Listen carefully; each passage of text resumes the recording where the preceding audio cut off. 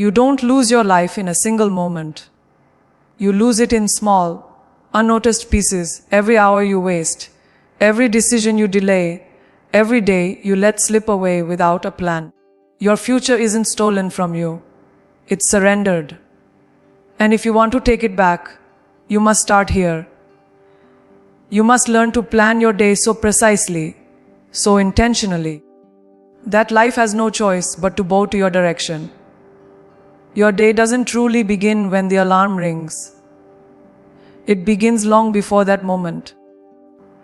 The first decision of your day is not whether you get up, but whether you've already decided what you're waking up for. Most people think mornings are about waking up and reacting to whatever comes.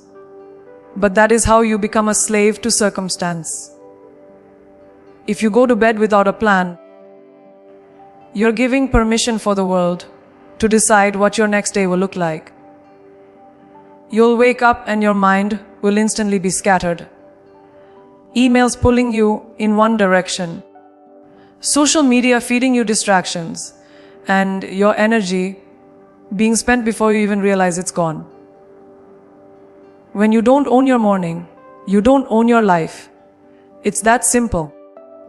The difference between those who lead and those who follow often begins in the first hour of the day. The people who rise with purpose have already set the tone before they've closed their eyes the night before. They know what matters most tomorrow, and they've mentally positioned themselves to tackle it. Their mind is primed. Their energy is ready. They're not scrambling to figure out what's important. They already know. And that clarity is what allows them to hit the ground running, while everyone else is stumbling out of bed trying to wake up. If your morning starts in chaos, you spend the rest of the day in recovery mode, trying to get back on track. But if your morning starts with intention, you carry momentum forward. You can't leave your mornings to chance, because mornings are not neutral. They're either fueling you or draining you. The first moments after waking are the most valuable because your brain is clear, your body is fresh, and your willpower is at its peak. What you choose to do in that golden window sets the tone for everything that follows. If you give your best energy to aimless scrolling, you've handed over your day to other people's priorities. If you start with a precise action toward your own goals, you've taken control before the world even gets a chance to interfere. This is why those who plan their mornings carefully are consistently more productive, more focused, and more fulfilled than those who simply see where the day goes. When you start without a plan, your mind becomes a battlefield for distractions. Every ping, every notification, every tiny request feels urgent because you have no anchor. You get pulled into reacting instead of creating. But when you know exactly what you're waking up to, distractions lose their power. You stop chasing things that don't matter because your mind is locked on the mission. And here's the truth. Most of the noise you deal with every day isn't urgent, it's just loud. Without a plan, loud always wins. With a plan, important wins. That is the difference between wasting your time and building a life. Your morning is the only part of your day you have complete control over. Before the emails, before the calls, before the demands of the world. That's why it's sacred. That's why it's non-negotiable. You must protect it like your future depends on it. Because it does. This isn't about becoming a morning person. This is about becoming a person who refuses to waste their highest energy on the smallest tasks. Whether your morning starts at 5 a.m. or 9 a.m., the principle is the same. Start with the most important thing. Attack your priorities before the world has a chance to attack your focus. And understand this. Planning your morning is not about control, It's about freedom. It's about freeing yourself from the trap of waking up already behind. It's about replacing uncertainty with confidence. It's about choosing the direction of your day before the day chooses it for you. Because once you step into the chaos of the outside world, you are no longer in full control. But if you've claimed your morning, if you've locked in your focus, if you've fed your mind and your body with purpose, you walk into the rest of the day as the one in command. That is how leaders are made. Not in the spotlight, not in the big moments, but in the quiet discipline of the morning, when no one is watching and the decision is yours alone. Vague intentions produce vague outcomes. That's the unshakable truth most people avoid, because it forces them to admit their goals aren't real goals. They're just wishes. Saying, "I want to be successful," is the same as saying, "I want the weather to be nice." There's no force behind it. There's no target. The human brain is wired to chase what it can clearly see. And when the vision is blurred, so is the effort. You can't wake up with a generic dream and expect specific results. Success doesn't come to people who hope for it. It comes to those who decide exactly what it looks like, write it down, and execute until it's done. Without clarity, your energy scatters like water spilled on the floor, going everywhere and getting nowhere. Clarity is more than knowing what you want. It's knowing exactly why you want it and when you're going to have it. Without a deadline, there is no urgency. Without a reason, there is no drive. When you don't have clarity, distractions win because everything feels equally important. You waste hours on things that have no real impact because there's no hierarchy in your priorities. But when you have a crystal, clear vision, distractions lose their grip. You stop entertaining opportunities that look good on the surface, but don't align with your purpose. You stop being pulled into other people's agendas because your own is already set in stone. Clarity is the filter through which every decision should pass. If it doesn't fit your mission, it doesn't deserve your time. Every single day should begin with a small but powerful ritual defining your top 3 priorities. Not 20, not 10, not even 5, 3. This forces you to separate what's truly essential from what's just noise. Most people live in constant overwhelm because they never take the time to define their musts. They drown in endless to-do lists that leave them feeling busy but not productive. But the people who win, who get results consistently, aren't doing everything. They're doing the right things. And they guard those things with ruthless focus. This isn't about working harder. This is about working sharper. When your goals are vague, you invite procrastination. You tell yourself, "I'll get to it when I have time." But time never just appears. It gets stolen by whatever distraction shouts the loudest. Clarity creates a built-in defense against this. It gives you the ability to say, "No, this is my priority right now, and nothing else comes first." That single decision to protect your main objective will change how you use every hour.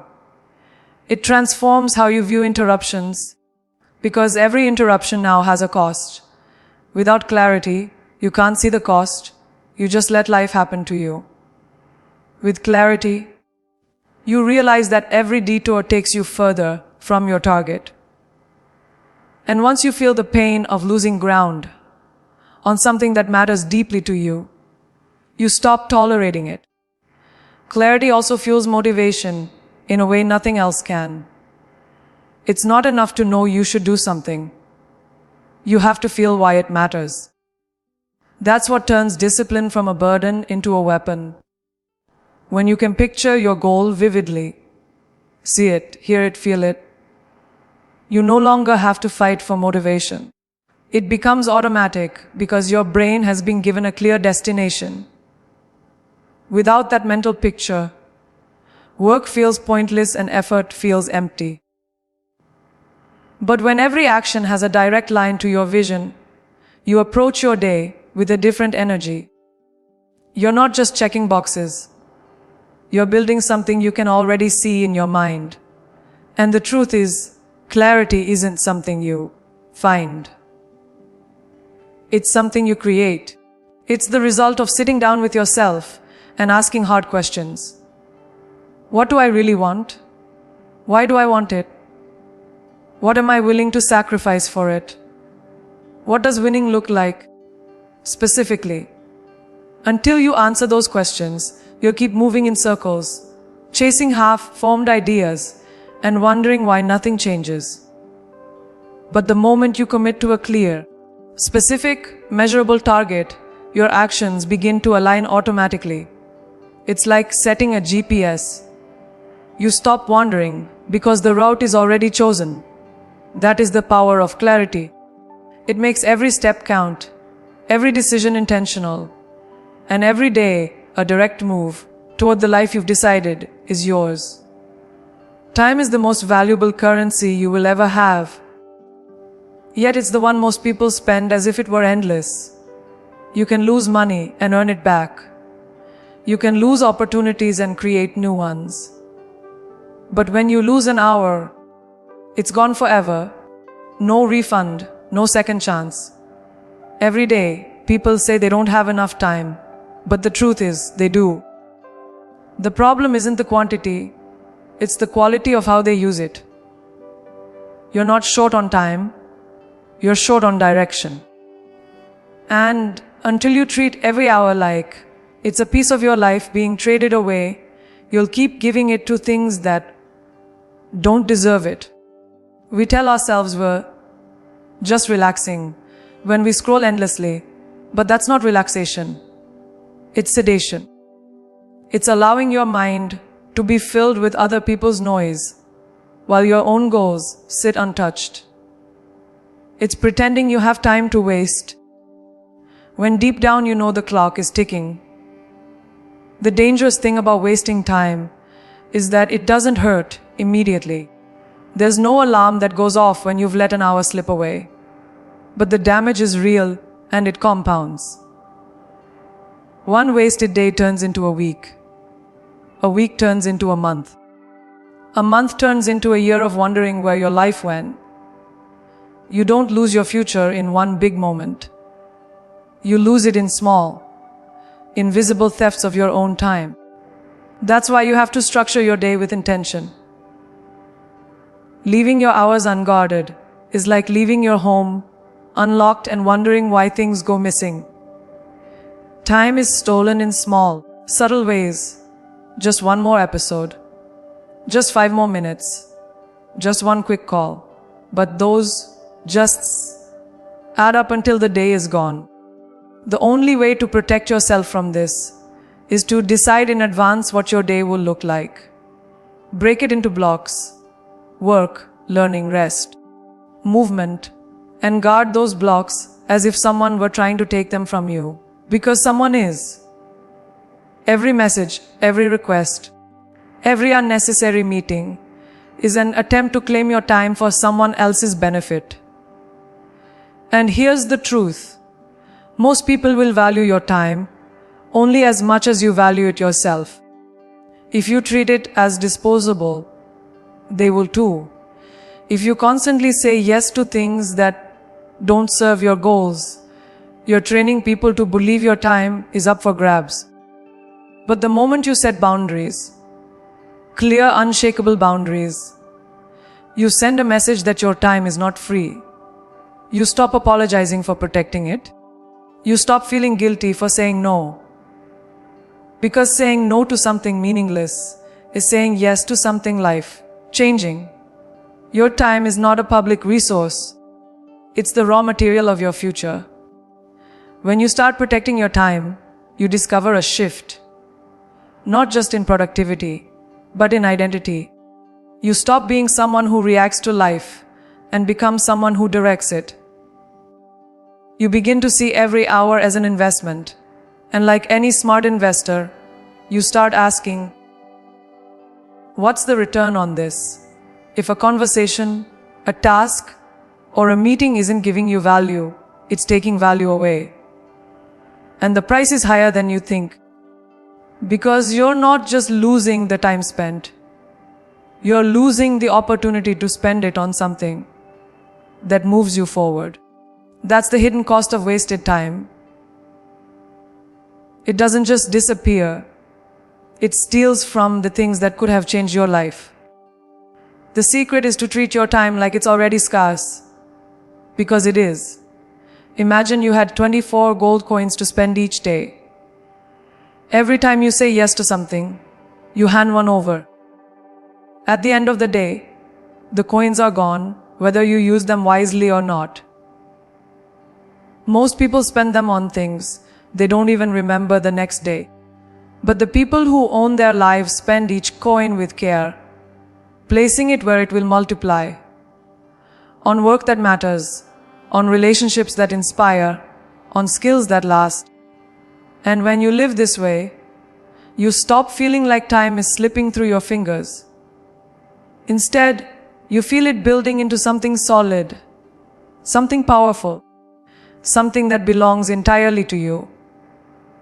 Most people live in chaos not because they lack ambition, but because they refuse to remove what doesn't matter. Their calendars are full, their minds are overloaded, and their energy is scattered across things that contribute nothing to the life they want. The truth is, you can't own your life if you allow it to be filled with the unnecessary. Every obligation, every task, every interaction either pulls you forward or holds you back. There's no in between. And yet, we cling to habits, routines, and relationships that drain us simply because we've never questioned them. Greatness requires subtraction, not just addition. It's not about doing more. It's about removing what blocks you from doing what truly matters. Take a hard look at your days. How much of your time is consumed by meaningless meetings, endless small talk, or urgent tasks that aren't urgent at all? We convince ourselves we have to do these things out of politeness, out of obligation, or because that's just how it is. But every time you say yes to something that doesn't align with your priorities, you're saying no to something that does. That's not just a scheduling problem, it's a values problem. You're telling yourself that other people's demands deserve more of your life than your own goals. And over time, that choice will crush your momentum. Eliminating the unnecessary means becoming ruthless with your focus. It means asking, before you commit to anything, does this move me closer to my vision? Does this align with the life I want? If the answer is no, it's gone. No apologies, no guilt. You are not obligated to attend every event, respond to every message, or accept every request. The world will test your boundaries. But the moment you hold firm, you'll realize that most of the noise around you isn't essential. It's just familiar. And familiarity is one of the greatest enemies of growth. It convinces you that because something has always been part of your life, it should remain part of your life. That's a lie. This is not just about time. It's about energy. There are things in your life that don't just take minutes. They take mental space, emotional bandwidth, and creative power. A single toxic conversation can drain you for hours. A meaningless task can pull your attention away from something crucial. Even physical clutter in your environment can slow you down without you realizing it. When your space, your schedule, and your mind are full of things that don't matter, you have no capacity left for the things that do. That's why cutting the unnecessary is not an act of loss. It's an act of making room for what's valuable. And don't mistake business for progress. Many people hide inside a storm of constant activity because it feels productive. They move from one task to the next without pause, filling every minute with motion. But motion is not momentum. You can run in circles all day and end up exactly where you started. The real measure of progress is not how much you do, but how much of what you do actually matters.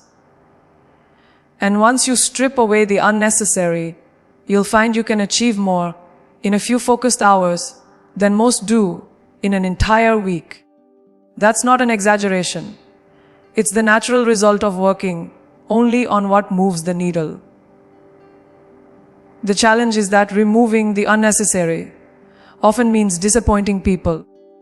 You'll have to say no to things you used to say yes to. You'll have to step back from commitments that no longer serve you. You'll have to stop giving attention to people who take, but never give.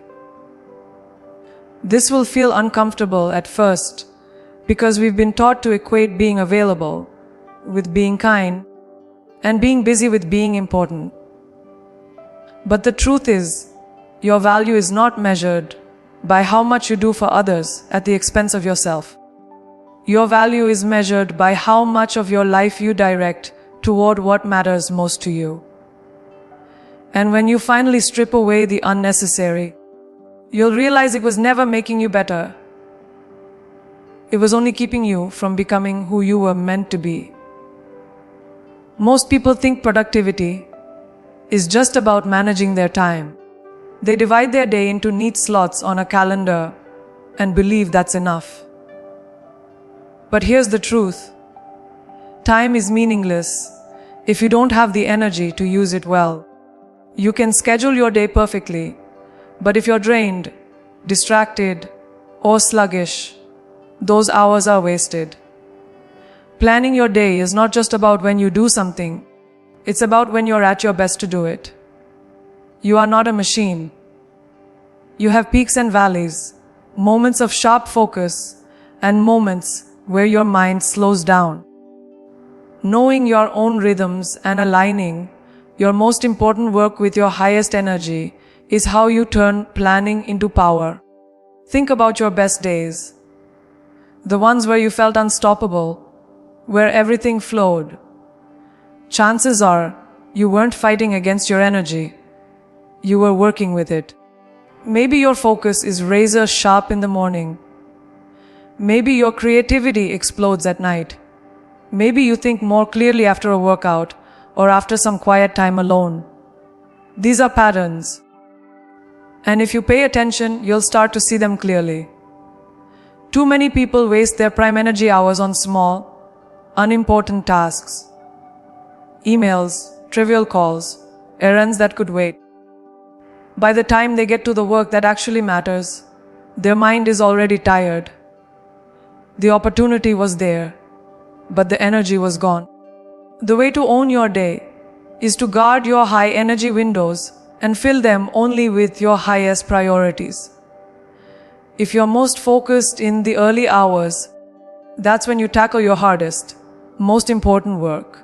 No meetings, no distractions, no quick checks on social media. If your creative energy peaks in the afternoon, block that time for projects that demand fresh ideas, not mindless busy work. This isn't just time management. It's energy alignment. It's about giving your best hours to the work that shapes your future, not the work that simply fills your day. Energy management also means being intentional about what drains you and what fuels you. The wrong foods, poor sleep, constant stress, toxic conversations, all of these quietly steal your energy before you even notice it's gone. If you're running on caffeine and willpower alone, you're not performing at your peak, you're surviving, and survival mode will never produce your best work. On the other hand, movement, proper rest, hydration, and even small mental breaks can refuel you faster than you think. When you make choices that protect and renew your energy, you multiply the value of every hour in your day. The most successful people aren't working every minute of every day. They're protecting the minutes that matter most. They know that burning out isn't a sign of dedication, it's a sign of poor strategy. If you've ever worked for hours and still felt like you got nothing done, it's because your energy was mismanaged. You were spending your mental currency on the wrong things at the wrong times. But when you design your day around your natural strengths, you get more done in less time, and you still have energy left for the things and people that matter most to you. That's not just productivity, it's sustainability. And here's the ultimate truth. When you manage your energy, you also manage your mindset. Your mental state is directly tied to how you feel physically and emotionally. When your energy is high, problems seem smaller, solutions seem clearer, and discipline feels natural. When your energy is low, even the smallest task feels impossible. If you want to show up as your best self every single day, you have to stop treating your energy as an afterthought. It's not a bonus. It's the foundation. Plan your day not just around your schedule, but around your power hours. Those moments when you are mentally sharp, emotionally steady, and physically ready. Because when you learn to control your energy, time stops controlling you. The way you close your day determines how you will enter the next one. Too many people collapse into bed, exhausted, with a mind full of unfinished thoughts and half-completed tasks. They fall asleep in mental chaos, and then they wonder why they wake up feeling behind before the day has even started. Your evening is not just the end of today, it is the foundation of tomorrow. If you end the day in disorder, you carry that disorder forward. But if you end the day with intention, you give yourself a clean slate and a head start. Reviewing your day is not a luxury, it's a necessity. Take the time to look at what you accomplished, what you didn't, and why. Most people avoid this because they're afraid of confronting what they failed to do. But facing it is the only way to improve. When you review without judgment, you turn every unfinished task into a lesson, every mistake into data. You see patterns in your own behavior. When you're most productive, when you tend to procrastinate, what triggers your distractions? This awareness is power. Without it, you're just repeating the same patterns and hoping for a different result. Once you've reviewed, you set the priorities for tomorrow before the day even begins. This single habit can change everything. It removes the wasted time and mental energy spent each morning deciding what to do first. You wake up already knowing your mission. You step into the day with momentum instead of hesitation. And because you've chosen your priorities in a calm, focused state the night before, they are far more intentional than the choices you'd make in the rush of the morning. This is how you shift from reacting to creating. Ending your day with intention also means closing open loops. These are the small, unfinished items that keep your mind running long after you've stopped working. It could be an unanswered email, a note you meant to send, a task you meant to schedule. They might seem minor, but they drain your focus like slow leaks in a tire. Every open loop you leave unresolved steals mental energy from tomorrow. By closing them before the day ends, you free up your mind to fully rest, which means you start the next day sharper, calmer, and ready to act. Another key part of ending with intention is protecting the final moments before sleep. What you consume, think about, and focus on in that window becomes the lens through which you view tomorrow. If your last action is scrolling through social media, comparing your life to strangers, or reading stressful news, you're programming your brain for restlessness and distraction. But if you close your day by reading something uplifting, visualizing your goals, or expressing gratitude, you prime your mind for clarity and motivation. Your brain works on what you feed it before sleep. So feed it something that moves you forward, not something that weighs you down. Finally, ending your day with intention is about ownership. It's the moment where you take responsibility for how your day unfolded and for how tomorrow will begin. You stop blaming circumstances and start designing outcomes. This mindset turns every day into a deliberate step forward instead of a random collection of hours. The small discipline of reviewing, learning, prioritizing, and preparing each night builds over time into a life that feels directed instead of chaotic. Because in the end, days don't just happen to you. You create them. And the creation starts not when you wake up, but in how you choose to close your eyes the night before. If you plan your day, you are not just making a schedule. You are declaring ownership over your life. You are refusing to drift. You are refusing to let the hours slip through your fingers unnoticed. Every day you live without a plan, life will push you where it wants you to go.